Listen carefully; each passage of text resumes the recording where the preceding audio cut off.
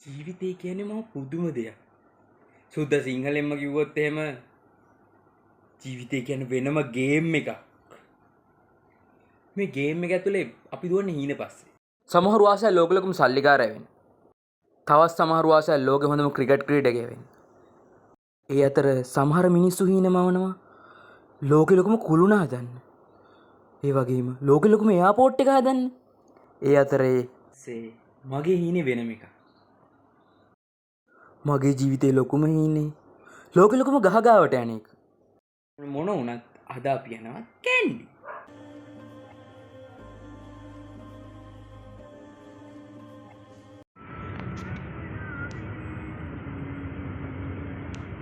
අපි උදේ බස් එක යන තීරණය කරපු එක මෙහෙමයි.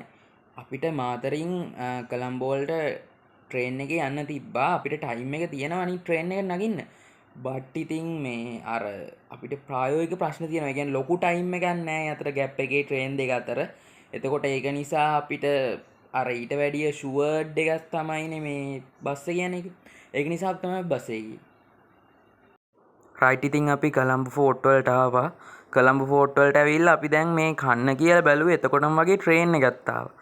ඒක නිසා අපි ට්‍රේන් එකට නැග්ගා. ට්‍රේන් එකට නැගලම ඊට පස්සේ කන්න පටන් ගත්තා. උදේ පාන්දරම යන නිසා අපිට බත් උයාගෙන යන එක කරදරයි. ඒක නිසා තමයි අපි කඩල හදාගෙන යන්න තීරණය කරේ.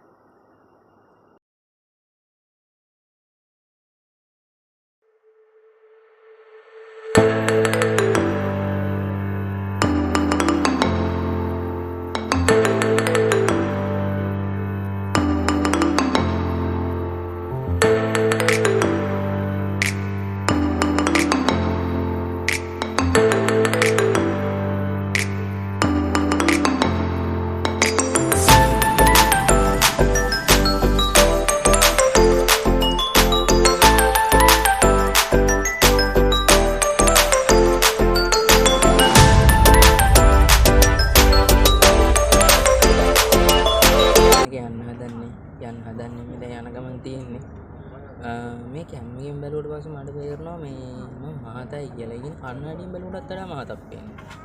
කොහොමනේ අඩු කරගන්න ඕනේ. ඇත්තටම මේ මහත් උනේ කොහොමද කියලා මං ඉස්සර හෙන කෙට්ටුයි. මං කියලා දෙන්න ඕගොල්ලන්ට මහත් වෙන්න ලේසි ක්‍රමයක්. මේ වීඩියෝ එක ඉස්සරහටම අයික් කියන්න. අනිවාර්යෙන් කියනවා. අපි ජීවිතේ ගොඩක් දේවල් වලට ආස කරනවා. සමහරු ආසයි රේල් පාලේ අත්අල්ලගෙන ඇවිදගෙන යන්න. තවත් සමහරු ආසයි රේල් පාරේ තනියම ඇවිදගෙන යන්න. තව සමහරු ආසයි කොච්චියට පයින්න. ඒ අතර මං ආස ට්‍රේන් එකේ යන්න. ඇත්තටම කොළඹ නුවර දුම්රිය මාර්ගය කියන්නේ ලංකාවේ තියෙන දෙවනි ලස්සනම දුම්රිය මාර්ගය. ඇයි මම එහෙම කියන්නේ? මොකද ලස්සනම එක කොළඹ වෙලියත් එක නිසා.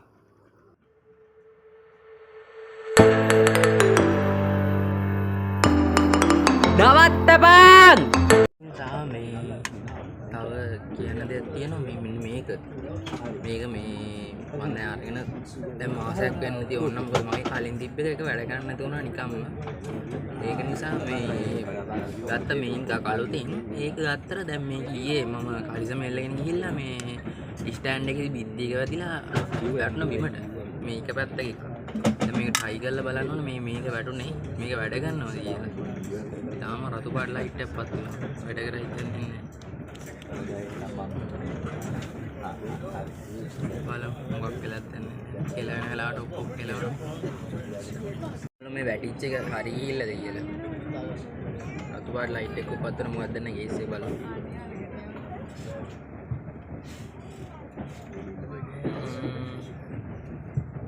මල්ලි කනෙක්ට් නම් වුණා. බලමු. හරි හරි. බඩුවට ජීවිතේ හීන පස්සේ දුවන්න ගිහිල්ලා හොඳටම හති වෙట్లా ඉන්න වෙලාවක මේ වගේ ට්‍රිප් එකක් යන්න ලැබෙනවා කියන්නේ ඒක නිකන් ඇත්තට මරු කතරට දියපොතක් වගේ. ඇත්තම කතාව මේ ට්‍රිප් එක යන්න දැන් අපි යන්නේ ඉරිදා. හරිද? ඉරිදා ගිහිල්ලා සන්දා අපි සන්දා හවස එන්නේ. එතකොට මට තියෙනවා අඟහරුවාද උදේට එක්සෑම් එක. අඟහරුවාද එක්සෑම්, බදාද එක්සෑම්, බ්‍රහස්පතින්දා එක්සෑම්, සිකුරාදා එක්සෑම්. හරිද? දැන් මෙහෙම එකක් තියාගෙන යන්නේ. ඒ කියන්නේ ඉතින් මෙහෙම යනවා. හැබැයි ඒක වෙන මාතල් එකක්. ගියා වගේ නෙමෙයි මට ටර්ම් ටෙස්ට් එක තියෙනවා. ඒක නිසා මම යන ගමන් පාඩම් කරනවා. බලන්න අපි කොච්චර හොඳ ළමයිද කියලා ට්‍රිප් යන ගමනුත් පාඩම් කරනවා. ඕගොල්ලොත් මං වගේ හොඳ ළමයෙක් වෙන්න. පාඩම් කරනවා කියලා කිව්වට හැබැයි මෙහිමයි මැච් එකත් බලනවා. කියන හැමදේම කරන්න ඕන කියලා එකක් නැහැ. ඒ වුණාට මම හොඳ ළමයි. කඳු ගැට නැග නැග පල්ලම් බැස බැස සද්දෙන් හොස හොස කෝච්චි එනවා කොළඹට යනකොට ආපහු එනකොට පිඹගෙන හූහඬ කෝච්චි එනවා. මෙහෙමයි හැබැයි මට සින්දු කියන්න නම් බෑ. හරි කැතයි තමයි ඉතින් ටකරමට ගල් ගහනවා වගේ ඇති. When traveling by train from Colombo to Kandy, you can see a very beautiful environment. There you can see beautiful mountains, large rocks, and the Colombo-Kandy main road.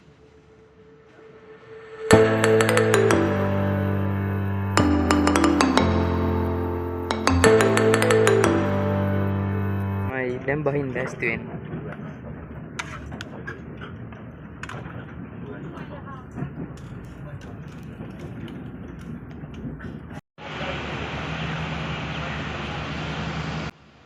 එමේ දැන් නුවර ගියාට මේ මාතර වගේ බීච් යන්නේ නැහැ නිපා.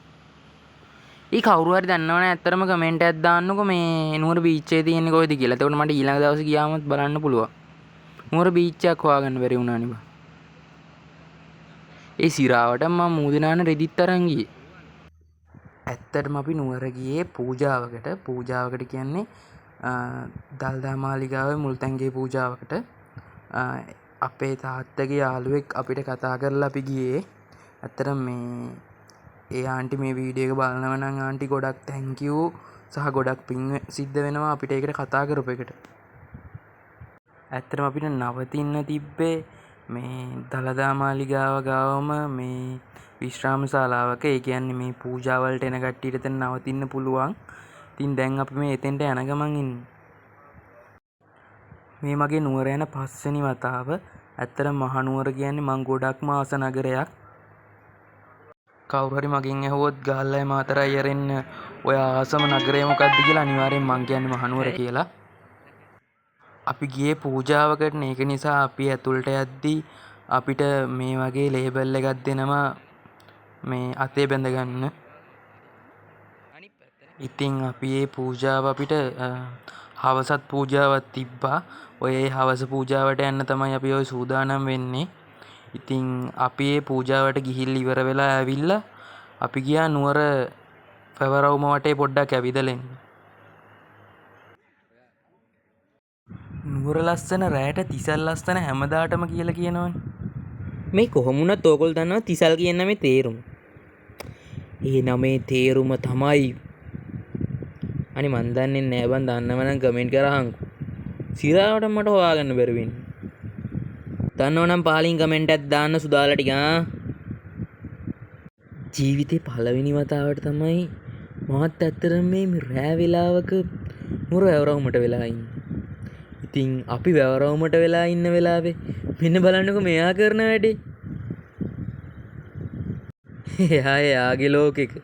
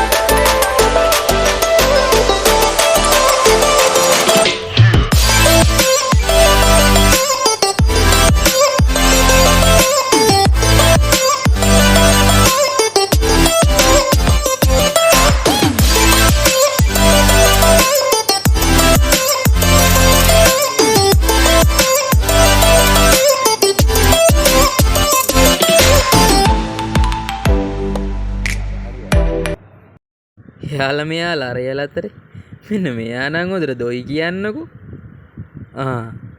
එක්කෙනෙක් නෙමෙයි 3-4 දෙනෙක් ඉන්නවා. ඔක්කොම හොඳට දොයි.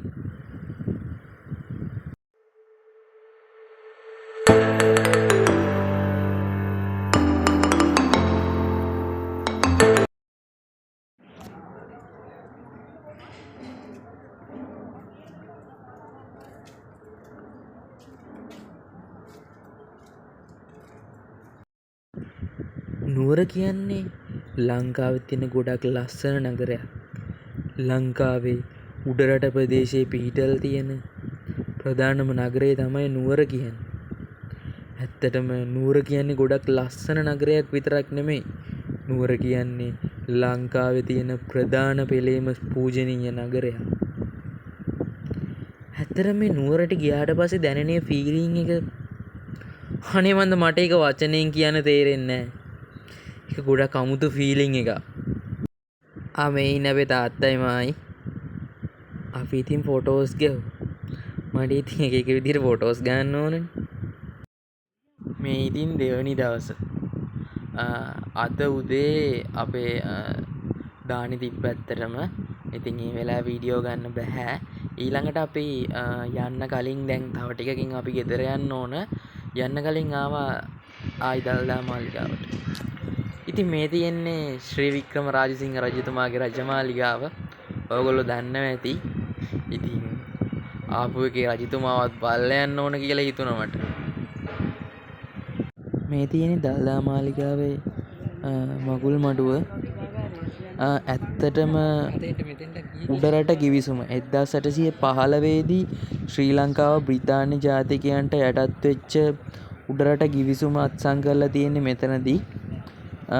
මෙතෙන්දී සිංහල රදලවරුන් සහ ඉංග්‍රීසි ජාතිකයන් අතර තමයි මේ ගිවිසුම ඇති වෙලා තියෙන්නේ. ඉතින් 1815 මාර්තු මාසයේදී මේ ගිවිසුම අත්සන් කරලා තියෙන ස්ථානය තමයි මේක.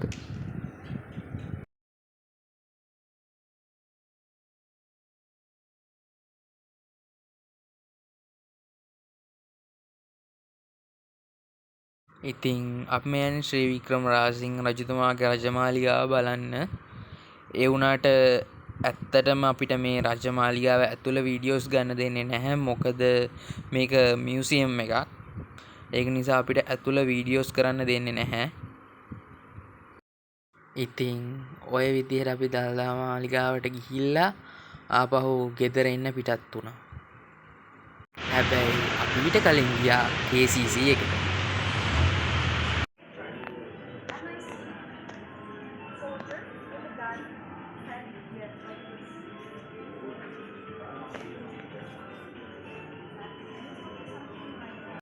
KCC එකට ගිහිල්ලා ඉතින් අපි නිකන් හිටියේ නෑ කෑවා. ඇත්තටම KCC එකට ගියානම කිව්වට පස්සේ මට ඕන නම් මොකක් හරි ගේම් එකක් කරන්න, මොකක් හරි ඇක්ටිවිටි එකක් කරන්න. ඒ වුණාට ඇත්තටම ටයිම් නෑ. මොකද අපිට එකට ට්‍රේන් එක දැන් වෙලාව 12යි. අපි ස්ටේෂන් එකට යන්න ඕන ඉක්මනටම.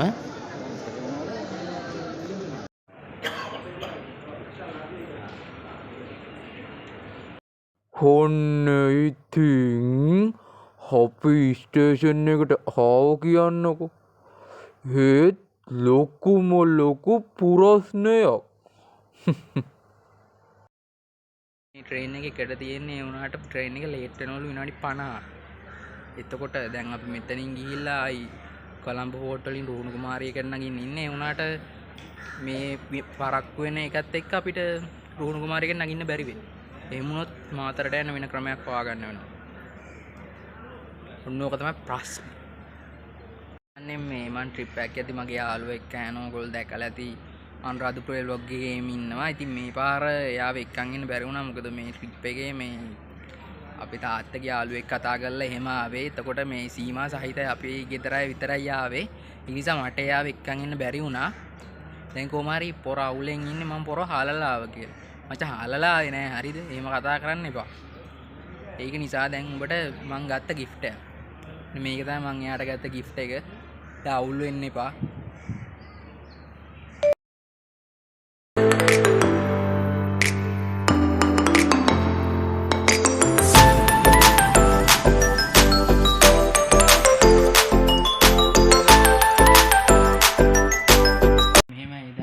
පස්සේ මේ අපිට ට්‍රේන් එක රුහුණු කුමාරිකෙන් බැරි වුණා.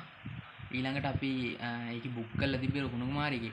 එහෙන් බුක් කරලා තිබ්බත් ඉතින් අපිට එන්න බැරි වුණා අපරාධේ. ඒත් ඉතින් කරන්න දෙයක් නැහැ. ඊට පස්සේ අපි ඇවිල්ලා සාගරික ට්‍රේන් එකේ ගෙදර ආවා. ඉතින් එහෙනම් ඔන්න ඔය දේවල් ටික තමයි මේ වලොග් එකේ උනේ. කොහොම හරි ඉතින් මේ වලොග් එකත් ඉවරයි. ඔයගොල්ලන්ට හිතෙනවා ඇති නේද මේ වලොග් එක කිසි වැඩකට නෑ කියලා. ඉතින් මං ඔයාලට කිව්වෙත් නෑනේ මේක බලන්න කියලා.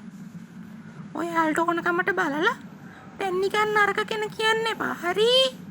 එහෙනම් කිල්ලෙන්නම්. චාවමට